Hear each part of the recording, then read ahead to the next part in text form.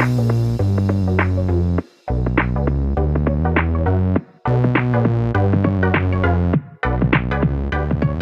welcome everybody to another episode of Chris and Dave's Reality TV Cast. I am one of your hosts, Chris, and my co-host and very good friend is Dave. Hey there, Chris, and hello to our listeners out there. Welcome to Chris and Dave's Reality TV Cast. We are covering Married at First Sight Australia, Season 11, episodes 25 through to 28. Now, Chris, where would you like to start today? Well, Dave, another cracking week. I think we're getting to like the final stages of it this upcoming week in the UK. I know it's finished over in Oz, but the commitment ceremony, Dave, is the start of the week, every episode. And it was the Tristan Cassandra thing, Dave. You know, we always call out the producers, but why? From nowhere is Tristan going to say, I love you, and I'm going to tell her. And then we then get Cassandra, we see her leave on the phone. We've never seen that before, as far as I can remember in the shows we've covered. Completely producer-led. Tristan's telling everyone on the camera from nowhere, Dave. He's been so up and down. He's never felt like he's good enough for her. I've not believed anything to do with this couple since about the second week. And I do think, Dave, I'm throwing it out there, I think Cassandra's a low-key producer plant because she has played up to this to a T here. None of it sits right. It was like Tristan didn't know what was going on, or maybe he didn't. They asked him to do it.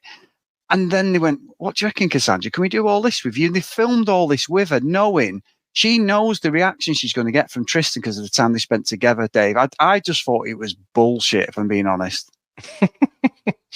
Well, right, okay. So I guess I saw it a bit differently. I mean, what I tend to think, the producer stuff, I mean, they've all got little teams, haven't they? Like, they're all whispering in their ear and, you know, or what if you did this? It's like, you know, evil Jiminy Cricket, basically, like not forcing you to do things, advising you to do different things. But I kind of feel like they probably use about, I don't know, 10% of the footage that they shoot, maybe. I mean, we've talked about it before where I'd sooner they didn't have the weekends off. You know, I'd sooner it was more like a Big Brother thing where the camera crews are just following them around. But it seems like, no, they can disappear off to the gym. They can, you know, do their own thing. And then so, you know, you want people to be in that position where, you know, they forget the cameras are there. Whereas it seems that they're there so infrequently that you can't forget that they're there. So you're not going to behave naturally, which I guess opens the question, why do some of them behave like See You Next Tuesdays?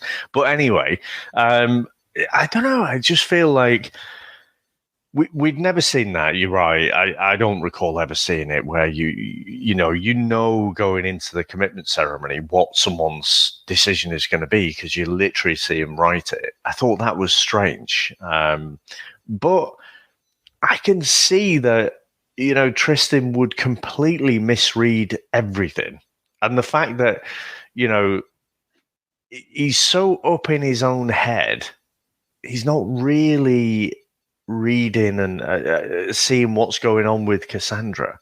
Because I think that ship has long sailed. She was maybe in, you know, for the first couple of weeks. But, you know, it's been so chaotic, you know, and up and down that she's like, this isn't worth it. Like I say, maybe if they'd have been together for a few years and then he was a bit up and down, that's a different thing. But right at the start of that relationship, I just don't think, you know, he did enough. And so I was believing it that you could have this massive communication disconnect.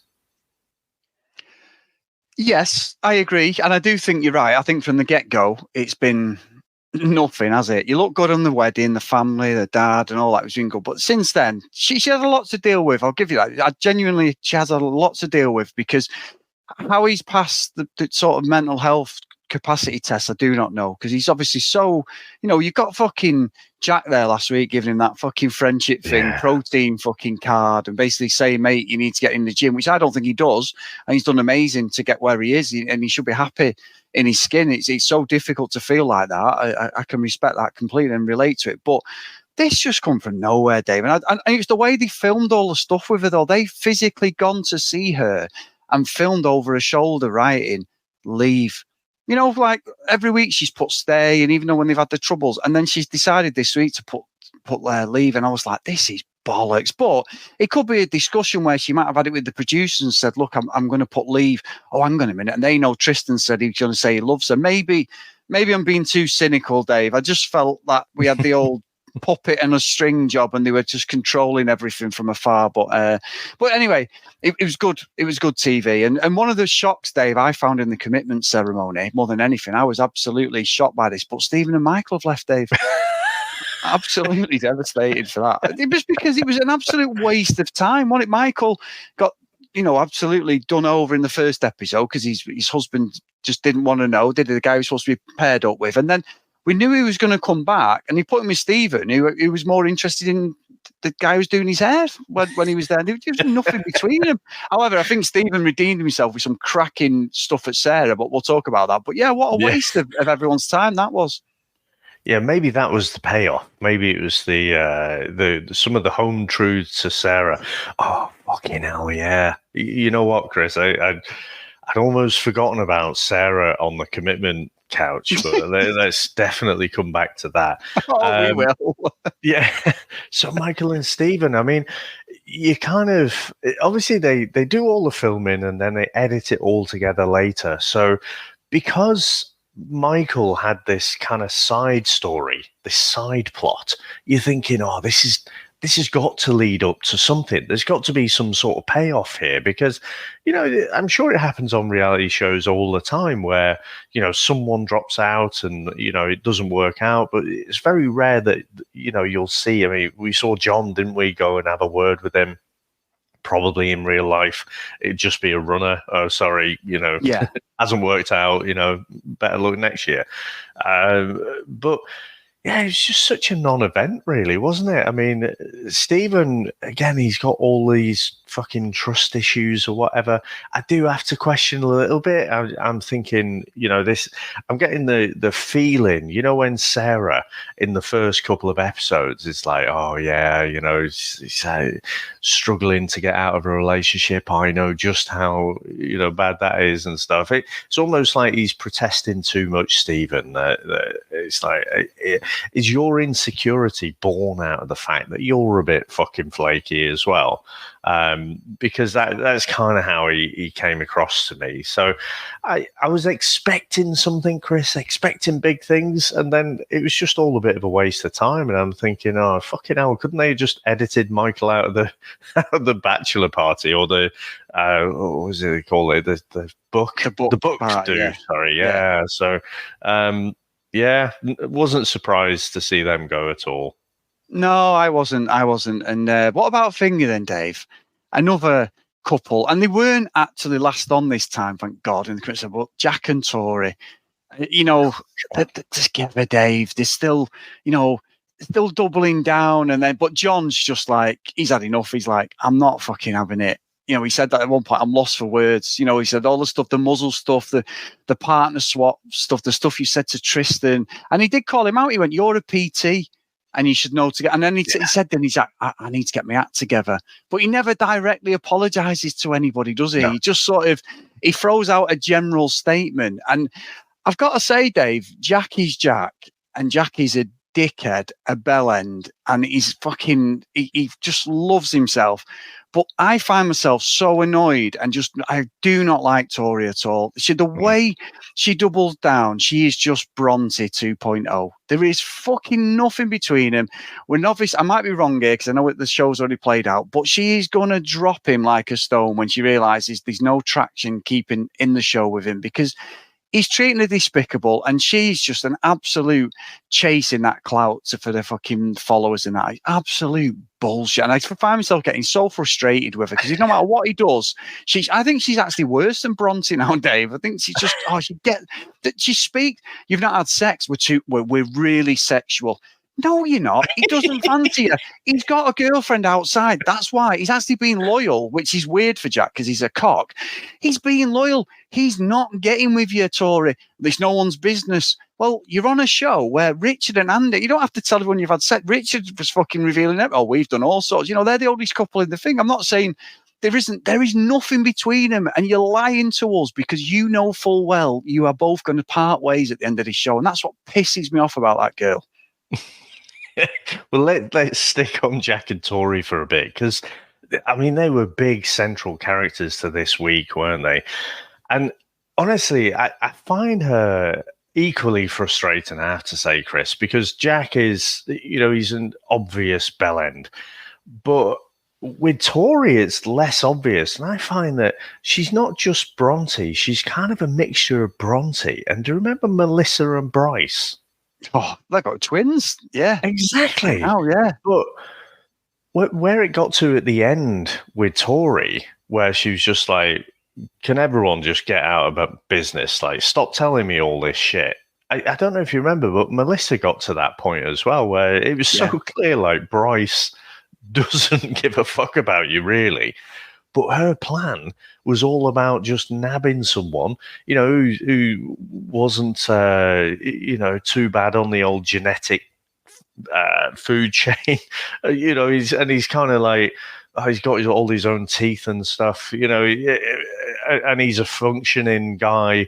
So, he'll do kind of thing. So stop telling me all this shit, because it's distracting from my plan. And I genuinely feel like, her plan was to get with someone and have babies. So fair play, you've done that. I'm not sure in 10 years' time will they still be together, but, good luck to them. I find Tori, like, utterly confusing, because at first I was thinking, she's going for the Bronte play, but no, like, Chris, when it gets in the week and they have these letters exchanged and stuff like that, and then Jack drops in. Jack's she's prime fucking narcissist gaslighter, isn't he? And he's just telling Tori enough to just keep her. He doesn't fancy her, but when under scrutiny, it's it's building or whatever.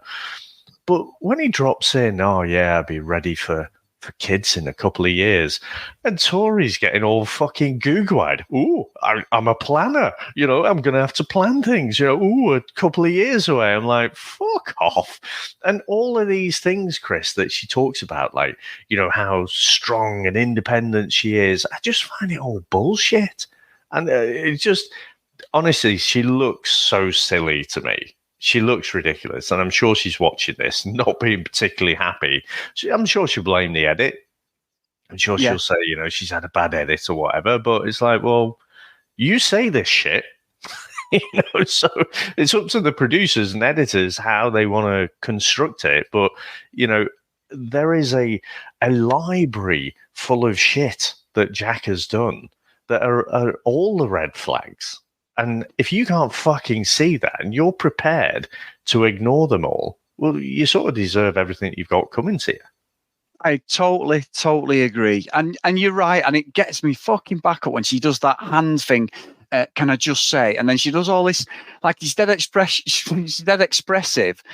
And we know it's bollocks. And what gets me, though, Dave, it's like Jack wants kids in 2 years. Well, I tell you what, Tori, in 2 years' time, Jack is still not going to be fucking slept with you. So is this just the one time he's going to sleep with you? You're hoping that you get pregnant because, fucking, if you've not done biology, there's got to be a bit of intimacy with you. It's not just like, a one and done home run, you'll get pregnant.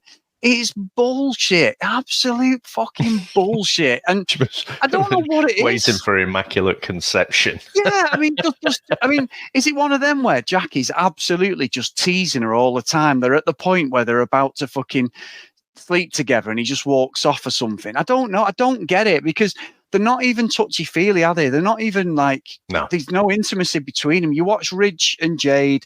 You watch even Lucinda and Timothy this week, but you watch some of the other couples where there is a bit of like Jade and Eden. There is that couple vibe, and you can sit their arms around each other, everything. Jack never reassures her, and I cannot believe that anybody would want to put up, like you said, she's got a catalog. There's a catalog of things he's done. Speaking to people, he's acted, the shadiness. Why would you want to be associated with someone like that? She's constantly embarrassed, and that's why you just think you are here for the clout. You're not here for anything. And Jack is a fucking dick, Dave. I mean, Lauren at one point this week was even saying, has he got a fucking wig on? I was like, well, that's a bit fucking harsh, even if he has. But she hates him. I'm sure we she? said worse, to be fair. Well, probably. But just, and then John and that's just like, I'm not having it. I'm not buying this bullshit. I'm not having it. They make him accountable. And she even sort of bites back at them. And I'm like, what world are you living? Are you as horrible as him that you cannot see it? Is his fucking, what he's offering you, so important to you? Because it's not. You're on a fucking reality TV show, and that's the end. She'll be on Love Island, Dave. Love Island Australia, probably next series, the end of this year or something. It's utter, but I just find it so frustrating when she starts mouthing off. But then someone did say in the chat, and it's a good point. Does Timothy like her? Because by the end of the week, he was sort of like, yeah, I really, I respect Tori and that. And I'm thinking, well, you two fucking hate each other.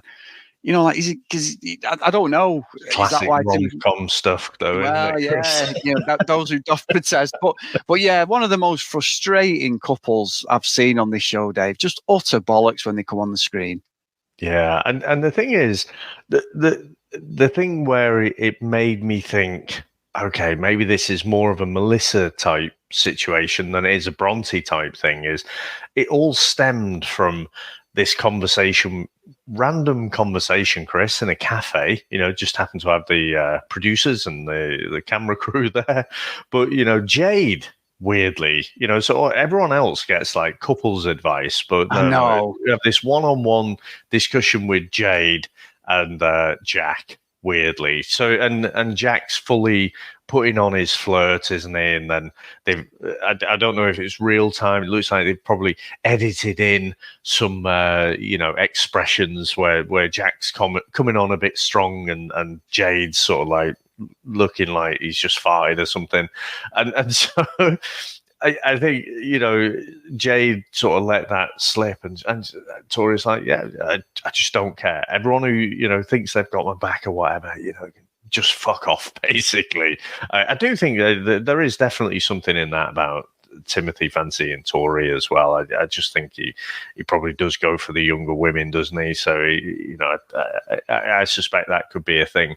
But yeah, blatantly, they've not slept together, Tori and Jack.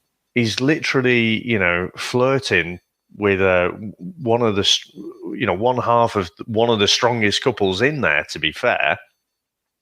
And she's just not asked. And honestly, Chris, I feel like it rather than the kids and everything, I feel like it's a status thing. I think she's probably deep down got some real fucking insecurity complex. So she's fighting for that status. And so she's willing to overlook all of these shitty things with Jack because, he does have a body chiseled from granite completely naturally, I'm sure. But, spends all his time in the gym, so he's literally a boring fucker. He's got nothing to talk about. He's like that other guy from the UK MAFS. Was it Matt, was it? I was in the gym and I was trying to lift some weights and then I dropped one. Oh, it's so funny. Yeah, wow. You do have some rich stories to tell. Go on, spin us another yarn. Yeah, I picked up a 10k dumbbell, but the other, my right hand had a fucking 12k. Yeah. Oh my God, imagine the fucking balance in my muscles. Wow. Oh, we laughed. What fun we did have on that day. I mean, you know what, Dave? That Jade thing with Jack was bullshit, though. I mean, in my opinion, I probably think she's probably the prettiest girl on the show, Jade. And you've got Jack there. And it was like the producers are going, we're going to weed you out here. We know you're bullshitting us. Entrapment. We're going to send in Jack. Because from nowhere, that is the most odd. You would have sent Timothy to go with Jack, wouldn't you? Or Lucinda, or, someone who's been at Loggerheads, or Eden and Jaden haven't really, but they're mates of them. But you would have someone who's gone against them, wouldn't you? Like they did with Sarah and Jaden. Like he went at her and didn't fuck about. And it just seemed so fucking bizarre that was just like, you are absolutely trying to get him to fucking commit some sort of fuck. And he was flirty with her. He was like, oh yeah, you're one of the nicest girls, isn't it? Yeah, yeah. And I'm like, yeah, we know what you're up to, Jack. We know full well if you had a chance, you probably would try and get in there with Jade. That's what he is. He's a blagger, isn't it? I mean, you say about his body, Dave. He's got a great body. He has. He's in the gym, blah, blah, blah. I'm not saying any more about that body, but that's all I'm saying. The cough was on purpose. I don't like him. I think Tori, she needs to have a bit of respect for herself. If she does like him, I don't understand it. I just don't think he's a nice person outside and inside. Yeah. And yeah, he's perfect for this show because we need to fucking talk about these bellends, don't we? But fucking brilliant. Absolutely brilliant. Yeah. So, no, Dave. Sorry, just before we move off, I think who we have missed a little bit this week is Lauren. Because obviously she's got some medical problems, so she's stepped away for a bit.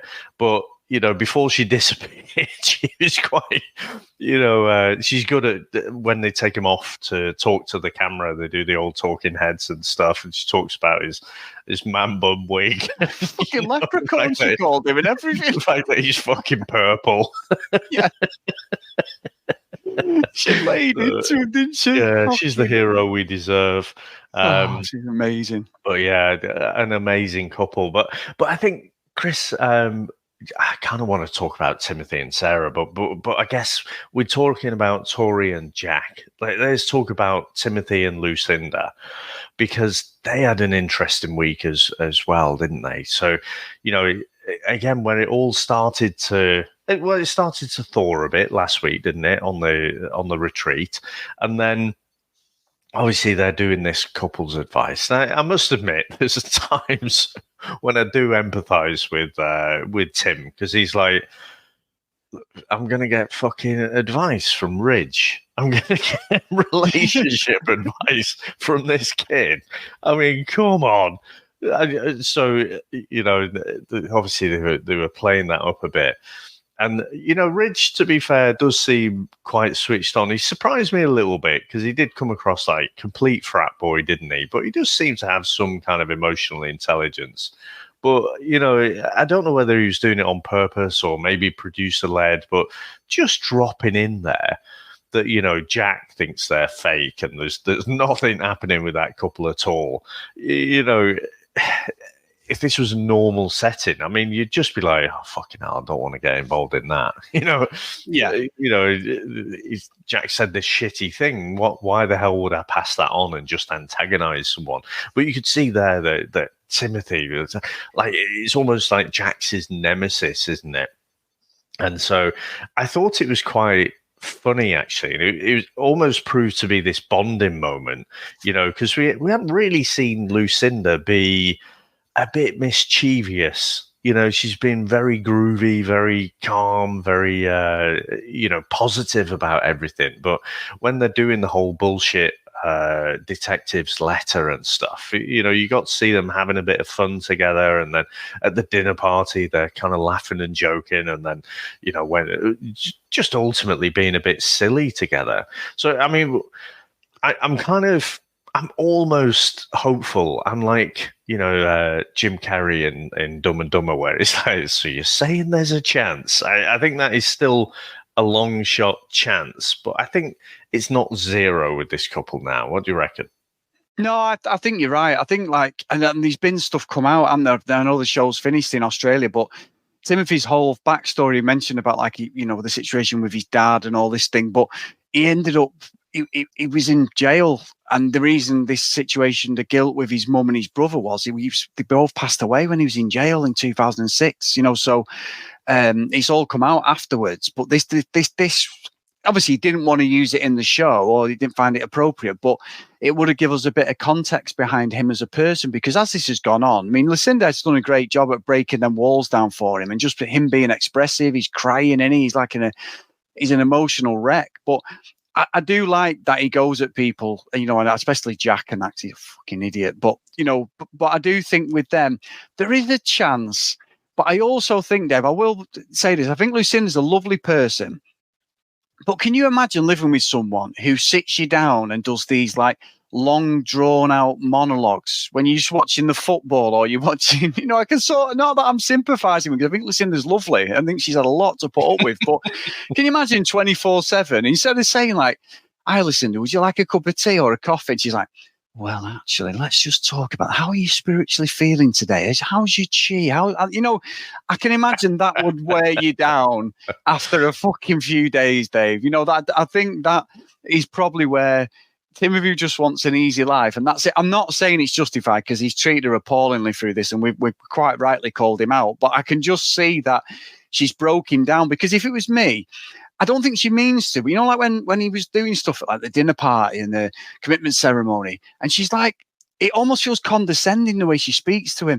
Do you know what I mean? Like, "Oh yeah, it's great that we've had a breakthrough," or whatever. And I'm like, I genuinely, even me, who's like so plastic, I'd be like, please just shut up. You know what I mean? Like, I thank you, I appreciate your help, but just give it a rest sometimes. I think that's probably, as he's breaking himself down a little bit and we're breaking him down, that's what I see is Lucinda's heart's in a good place. He's such a nice person, but I can imagine that would get you down a little bit over the time. However, amazing job that they're at this stage of like being affectionate, and he's been affectionate, and then he went off, didn't he?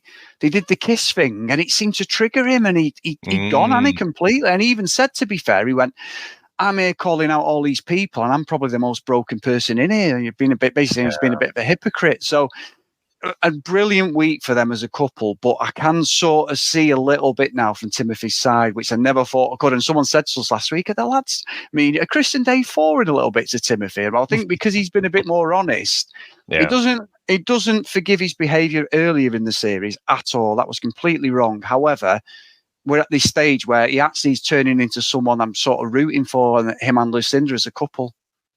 Yeah, that kiss really, it was a little peck, wasn't it? But it really seemed to break something in him. And, I hope it's a positive thing. You mentioned about the stuff with him being in prison. And look, I'll share with the listeners. I sort of said, so apparently it was, what was it? He was a helicopter pilot, basically smuggling stuff across the Canadian border into the US. And I'm like, you know what? If you're going to go to prison, seems like a cool thing. I am not promoting, I don't think you should do that. I think you should play the right side of the law. But if you're going to go to prison for something, there's much worse things than that. And does strike me as being a bit of a cool kind of crimes. Well, there's a Tom Cruise film on a similar character. Dave, was it based on Timothy? It was only out a few years ago. Same thing.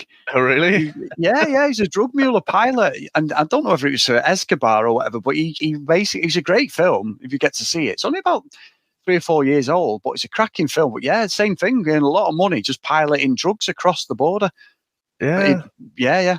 So obviously not absolving him of anything. No. It's funny, you're saying about Lucinda. I think you're right.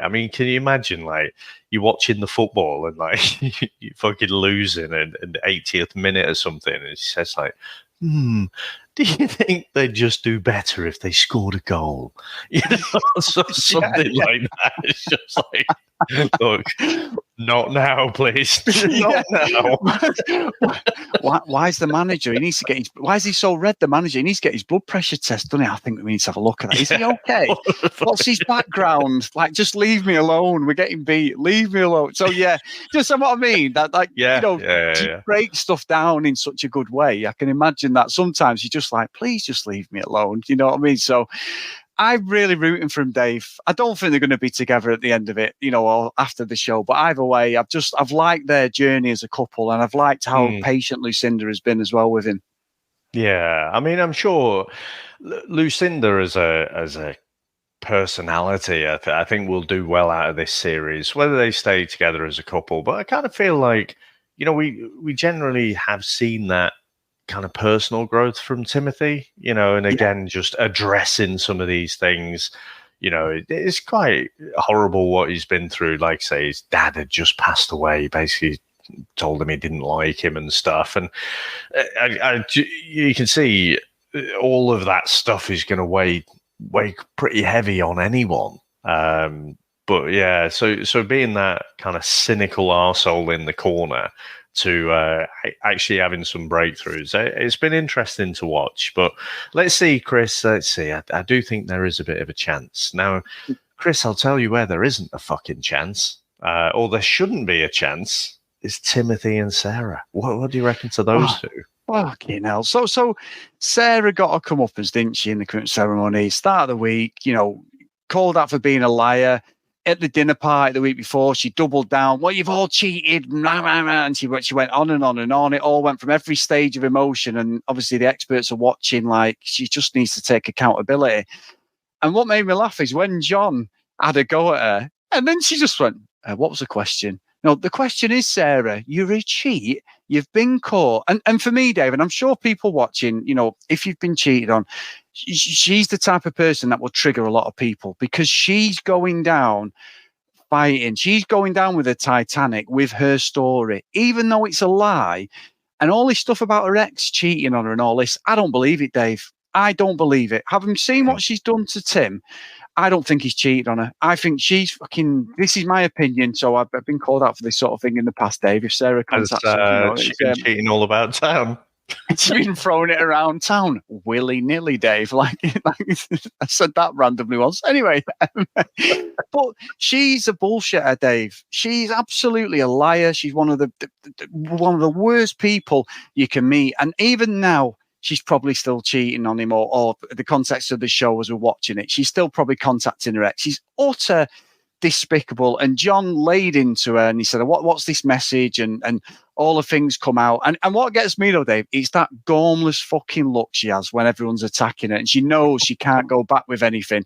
And I'm being kind when I say gormless look. I'm not saying what I say, Dave. It's nice, but she's not a good person whatsoever. And I think that she got called out and everything was correct at that point. And I thought, right, good. But then John gives her a fucking out. What are you going to do? Yeah. No, get your bags and fuck off. You've been cheating on Tim all fucking this whole show. Look, everyone on this show's got their own angle why they're here, but she's only interested in staying on the show. And it was great that she got a comeuppance. But by the end of the week, Dave, I was so fucking frustrated with her. But I know we'll talk about it in a bit. But I mean, what did you think about all that nonsense? Yeah, I mean, I don't see how Tim can actually trust her ever again. I mean, especially, I guess he was out of the room, wasn't he, when she was at the dinner party last week and she was trying to explain things and then she'd throw out a little lie and then, people would call her out on it. So like, my ex is, not with, they've just broke up. He's not in a relationship. Well, actually, they are in a relationship, but all you lot have cheated on someone. She just kept kind of throwing out these little lies, try and soften the blow, and then it turned out to be bullshit. And I just that's going to be a personality trait. I don't even think that is something she'll learn from, to be honest, because to learn from something, you have to actually fucking embrace the fact that you fucked up. Not just because you got caught. And that's ultimately all this is. That she's just so animated because she's got caught. The worst bit of the whole thing, though, Chris, was, she's been told that Tim, feels afraid, basically, to bring things up. And, Jaden thinks he's a fucking expert now, doesn't he? He's a supplemental expert in the group. So he's piped up more than most in the last couple of weeks. But, Tim started to explain something, or he started to basically express how he felt. And she sat at the end of the sort of couch, so she's in attack mode, and she's going after the group and everything. And then she holds up her finger to Tim and say, "I've not finished yet."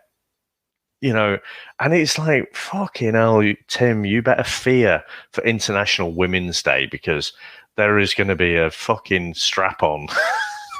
You're going to take a pound in sunshine. So, no, honestly, I just feel like Tim should have walked, even though Sarah, very predictable. I think we said last week, that Sarah would say stay. so they'd have to stay.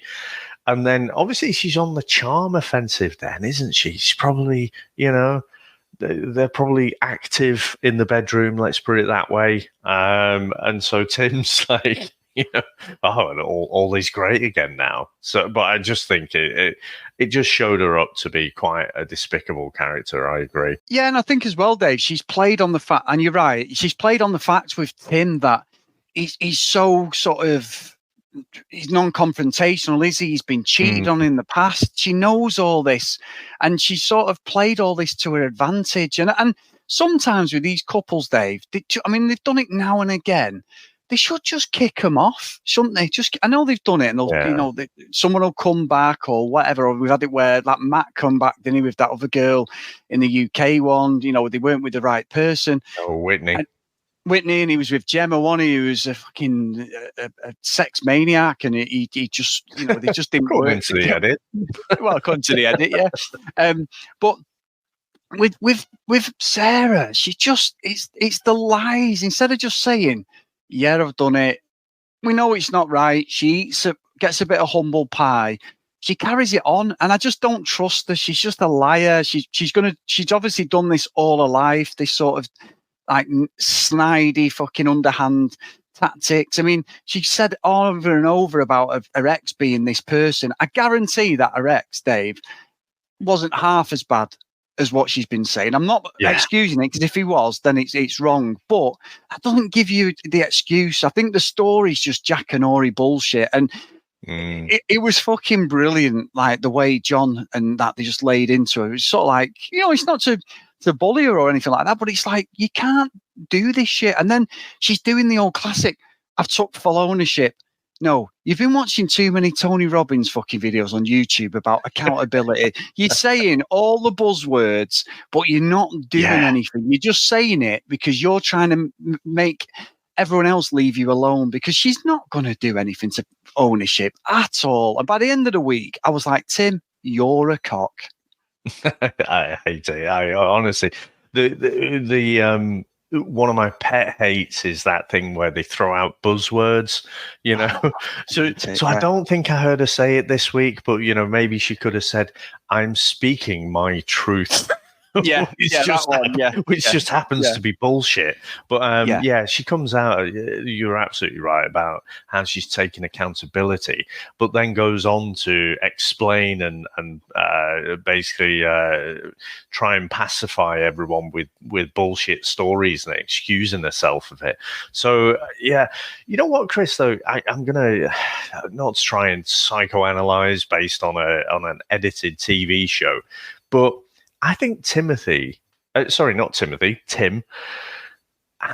a self-esteem problem. Yes. Because for me, this, he'd said about his ex-girlfriend had cheated lots of times. Or was that Jaden, actually? Maybe I'm mixing up the two. I think they both had similar kind of backstories.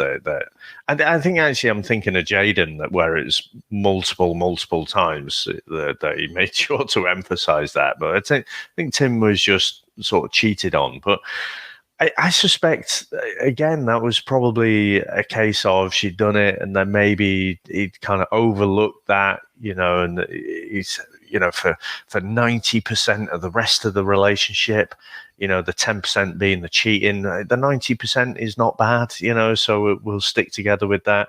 Because by the end of the week, I mean, he seems quite okay with everything.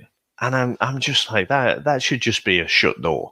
Like you've gone past that point, and like I say, how can you come back from that level of betrayal and the lack of accountability through actions, not words? I just think you don't really come back from that. But obviously, she's putting on the charm offensive, so it's easy to do in the short term, isn't it? But it's a matter of time before they split up again. Or rather, she starts off with the little lies, and then, she'll gaslight him into thinking he's a bit bonkers because he's questioning her. What did you reckon, actually, Chris, when Jaden was going after Sarah and saying about the messages, are they there or have you deleted them? Did you think that she'd actually deleted those messages? She got up and left, didn't she? She did the usual and just run off and then tried to say, like, as if Jaden was being unreasonable. And that's what I said about, circling back slightly, the Jack and Jade fucking meet up. Bullshit. That was just a fucking trap to see if Jack had fucking, being even more of a wanker. But yeah, with Jaden, it was the right person to go at her and speak about it and stick up for Tim, because you're right, he's got this low self-esteem, Tim. He doesn't have a voice. Jaden cares about him. He's not having it. I do think Jaden needs to shut his mouth, Dave, in some respects. I'm not going to tell him this, obviously, but because he's getting involved in everyone. By the way. Yeah, that was Chris, Dave. But he's getting involved in everyone's relationship. He's got something to say, hasn't he? He's gone from not speaking when John had to go at everyone saying you should have stuck up the other week, that's not acceptable, to now fucking not shutting up. And he doesn't like Sarah. He knows she's a liar. I do question though, Dave, because obviously, does he now turn around and say to Tim, tell you what, Tim, you know what would be the perfect thing to do? Find out who her best mate is and sleep with her and teach her a lesson, because I did that and look where I am. I'm not even with that girl now, but I had a great time. Then maybe he's told Tim to do that. Maybe he wants Sarah's phone so he can contact her best mate and say, look, I've got a plan to bring them back together, but involves you sleeping with Tim while she watches. We'll make sure Jack isn't in earshot, because we'll be trying to palm Tori off. Maybe that's it. Maybe Tim's got to watch. Sam's got to watch. This is bad. Oh, this is so wrong. This is so wrong. No, let's not. But anyway, look, honestly, I was kind of willing Jaden to say, "Show me your fucking phone." Then you failed the phone challenge at the time, but all cards on the table. Let's do it now. And I just felt like he swallowed the what I think is a lie, where she said, "Oh, I've deleted the messages," because that little pause, she was thinking, "Which way do I go with this?" Yeah, I'm fucked. Do I just take it that I deleted them, so no one has to see the messages? Yeah, let's go with that one, because I can take one for the team. I can sort of say and explain, oh yeah, obviously I did feel bad about it, so I deleted them. I just thought it was bullshit, and that was my only criticism of when Inspector Poirot Jaden was going after it there. It's like, come on, Columbo wouldn't have fallen for this. He'd have said, "Show me your phone." If mobile phones existed when Columbo was around. Well, you say Poirot, Dave. He did go full on fucking the weirdest fucking moustache he had at the start of the week, and by the end of the week, that bum fluff had fucking gone. And so maybe he was going full character Poirot, wasn't he? Just Columbo, I've got one more thing to say. Just one more thing, I don't agree with that in the workplace.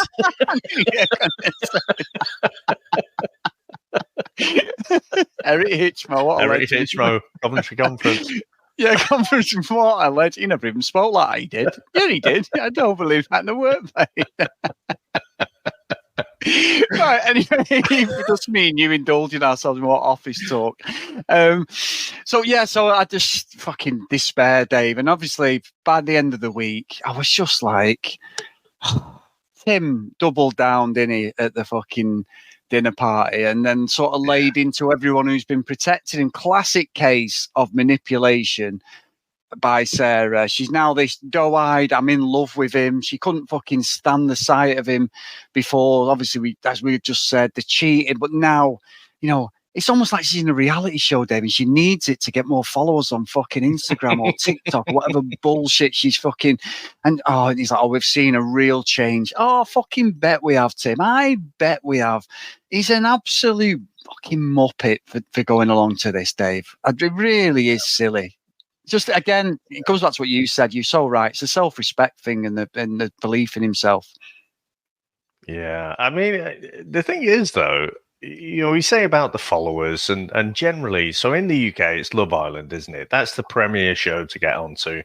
In the US, tends to be The Bachelor and Bachelorette. That's what gets you the most followers. But, Sarah might get some followers, but I'm trying to avoid, any kind of spoilers or anything. But I can't imagine she's the most loved person in Australia. No. It'd just be coming off quite badly. I mean, in terms of everyone, I mean, Tori, is frustrating. But Sarah is just nasty in a completely different way. So I don't know how well she'll do out of this one.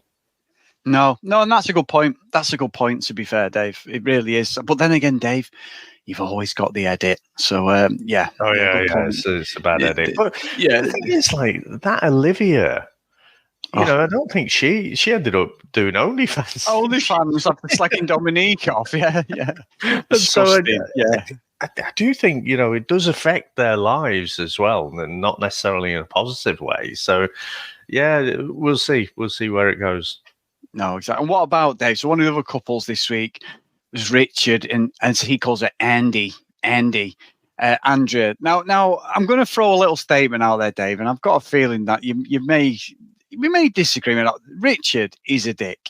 He's blamed her at every opportunity. It's her fault. When he talks to the group, he revealed about the sex life. He gives too much away. He's saying too much stuff there, and it's just some things you've just got to rein it back. And this is coming from someone who always fucking opens his big gob and puts my foot in it. I'm always getting told off by Sam for that. Why have you said that? Just, so I do get it. But he can't see he's done anything wrong. And I couldn't work out by the end of the week whether Andrew's been playing a game anyway for the show, and because obviously there was a few times where she whacked the table. It was frustration. I can't imagine living with someone like that, but their relationship is dead. But then I'm thinking, is she just playing a game as well? Is this why this whole thing's fell down? Is Richard telling us the truth? I just couldn't work out what was going on by the end of the week. It was just so bizarre. But I just think he's off the charts with some of the things he thinks are wrong in their relationship. He cannot even self-evaluate. No, and often there's like a bit of blame one way or the other. There's a shared percentage. It might lean one way or the other. But I think with this one, I don't quite see it that way with Andy. I don't think she's done anything wrong. Like, for me, when she's slamming the table, fucking hell, I was almost slamming the table at home, and I'm just watching it, Chris. I'm not actually there. But when I've said from week one, there's something off about him, like just the immature way that he acts. It's just, and it's like he's this child trapped in an old man's body, but he just doesn't see himself that way. And no, he just doesn't listen to what he's being told. And she's saying about the fucking oversharing and stuff, and then he's just saying, the problem is your trauma from all of your past relationships and stuff. And it's like, no, you're being a dick right now. That's got fuck all to do with anything that's happened in the past. Oh yeah, that's the trauma speaking, that is. Oh, fuck off. Honestly, I found him so frustrating. And then, like I say, he's just sulking like a fucking grumpy teenager or something, and then, it'll turn on the waterworks. Why the fuck they have said stay is beyond me. Yeah, I mean, you can't even say, is it the social media thing for them? Or, are they thinking, oh, well, let's give it a go. There's enough good here that we can work on it. But we don't see any of that. We saw it in the first few weeks, but then, that first little bit of conflict, and they're just speaking to each other on different planes. It's like they're having a separate conversation with someone else. They're just not hearing each other. So, yeah, I just, these two need to bugger off, to be honest. They're doing my head in now. It's just the whole miscommunication thing. I'm kind of over it. And I do think it's mostly down to him. And like I say, I think there was something off about him from the start. He almost like a 60-year-old virgin, isn't he? Really, like the old 40-year-old virgin. He's got no emotional maturity for someone. Intelligence, maturity, and that's coming from, that's fucking me saying that because everyone bellends and stuff. But it genuinely is. There's just something off about him. I do agree, Dave. But there was a couple of things I saw from Andrea this week, and I don't know whether because they're just not compatible, he's bringing a side out to her that she's never felt before. She's, and he is quick to blame. I don't like that. And you probably, in some respect, there is frustration side when you at the table and that was him, because he just sat there in front of everyone in the group and just laid into her, and that was wrong. He's taking no accountability. But you're right, they just need to fuck off now. And I still think the judges, the experts should have some power to fucking get rid of people. Someone messaged in the group, and I think you've got everyone else referring them to as judges now.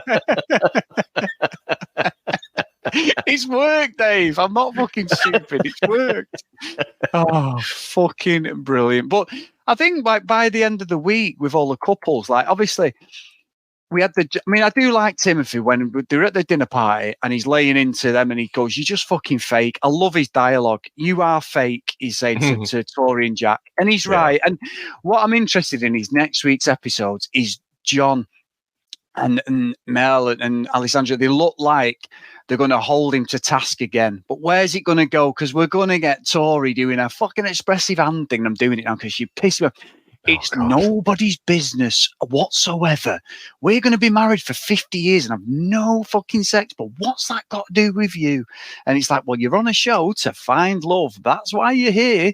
This is what you're telling us. So I'm hoping there's a conclusion to their relationship, because they cannot go to the end. We cannot see the final vows with these two fucking bellends, because there's just not anything real about them. I hope they get booted off next week. I really do. But the thing is, I mean, if they booted off all the bellends, you'd be left with Ridge and Jade, and who wants to see a week of that? You know, we fucking, you know, we've spent the best part of an hour laying into almost everyone, but we fucking love it. So, so the thing is, and even the producer-led stuff, it's like, Chris, it's so good. And you know what? We're almost at the end now, aren't we? So, you know, it's all going to be wrapping up fairly soon. I'm pretty sure we're going to be into final vows. Maybe week, not next. Is it next week? Is it? Oh, Christ. I think so. I think the reunion the week after. I think it's the conclusion next week. I think it gets to episode 32, and then we get the reunions. I think. Yeah. I'm not looked because I don't want to spoil what the conclusion is. And I love the fact that we've got the chats on the Facebook page, because you've got the UK one as it runs with us as we're watching, and then you've got the Aussie one and it's finished. And a few times I've got in the wrong chat and I'm like, no, come out, come out, danger. And I've not read anything, luckily. So I've done it brilliant. Twice. Yeah, he's brilliant. He's brilliant. But anything else, Dave? No, just again that point about booting off Tori and Jack. I would be intrigued as to what Tori's game plan is. I mean, I'd also like to understand what she means by, oh yeah, we're really sexual. You know, we just haven't touched each other that way at all. But yeah, I've thought about it. I mean, she must have a fucking scratching post in the corner or something. Dave, all I've heard, the rumour I've heard is that she's going through fucking AA batteries like there's no tomorrow. that side of Australia is on a fucking amnesty now. They think they're back in lockdown. They just can't find fucking Duracell batteries. The fucking bunny's fucking working overtime if they're fucking sexual. What a load of bullshit. Absolute bullshit. That is. So we don't have sponsors. Duracell, if you're listening. I've got a load of TV remotes with batteries. Come on, send them over. Here we go. Yeah, can you imagine that? The TV, actually, it'd be fucking Timothy and Lucinda, I reckon. It's like, yeah, probably. Lucinda, the TV remote control batteries are flat again. I don't know why this keeps happening. It's very light, the remote. I don't think the batteries keep going. Oh, I don't know. I don't know what's happened there. Anyway, if anyone's after sponsoring us, you know, just send them over. Oh, my electric toothbrush tastes funny. Right, yeah. Okay, I'm going to stop. Gets the plaque out, Dave. Anyway, right, let's go. Fucking, it's taking a sinister turn this. So, big thank you to everyone again this week. If you want to email us, cdrealitycast@gmail.com. If you want to follow us on social media, @cdrealitycast. Please get over to Facebook, Chris and Dave's Reality TV Cast. Come and join us over there. If you're outside the UK, all the links for the shows are on there from all the great supporters of the podcast, all our friends over there. And if you are outside the UK and you want to watch it like on the E4 app or the Channel 4 app, we do have a NordVPN link in the show description as well, guys. I'll get you a discount as well. So anyway, if you do want to support us, get over to patreon.com/CD RealityCast. And a massive thank you to all our patrons.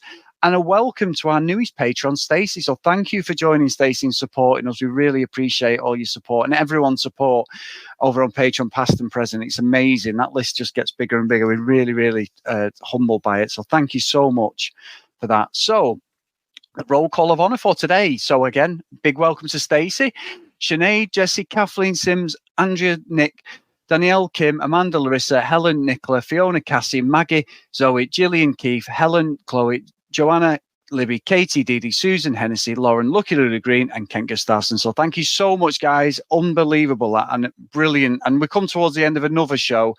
We've just got to decide what we're doing next, Dave. So unbelievable work. Not that I'm just throwing it out there just so you can get the Chris Phelps voodoo doll out and start giving me digs again. But there you go. You know what? I think the words might have even left my mouth a little bit earlier, but as soon as I did, I wanted to grab them out of the air and put them back in my mouth, which is, what are we going to do when the show is finished? Well, of course, you'll have already got something lined up, I'm sure. So, how dare you? How probably, dare we might not have even finished this, but let's see. So, no, we've got a few things, haven't we? That fucking football one. I think it's being shown on Peacock, isn't it? The one with the Premiership footballers or retired Premiership footballers. I do genuinely want to watch that. We've got Love Island starting later this summer, haven't we? I think that starts in June. So we just need something to tie us over into then, probably. But my God. Yeah, amazing. Love Island. You know what? I might go away the first week of June as well. So that could be an issue, Dave. There's no way Sam's allowing me to be sending over to, I'm just going to record the podcast, Dave. I could do it by the beach, maybe as a video call, and we can. Yeah, I'm sure that'll go down well. Yeah, that going really well, Dave. Yeah, really well. But anyway, let's see. Let's hope we'll do like a video podcast, and you'll come on. You'll have your own little Love Island water bottle. Doom, doom, do do do do do. We'll have the music. You'll have the shades on by the pool. And then Sam's like, can we just go to the fire pit for a chat? What the fuck are you doing? And we're getting divorced by the time we come back, Dave. But anyway, let's hope it's towards the end of June. Absolutely brilliant. Very good, sir. Very good. Well, it has been a lot of fun to dissect a little bit of last week. It was pretty action-packed, and I'm hoping, again, we kind of maintain some of that, but, it's going to be getting into the final bows, isn't it? So we'll have to get our predictions in, maybe offline. But Chris, it's been a lot of fun. Thanks to all our listeners out there. Thanks to all our supporters, and we'll speak to you next time. Bye.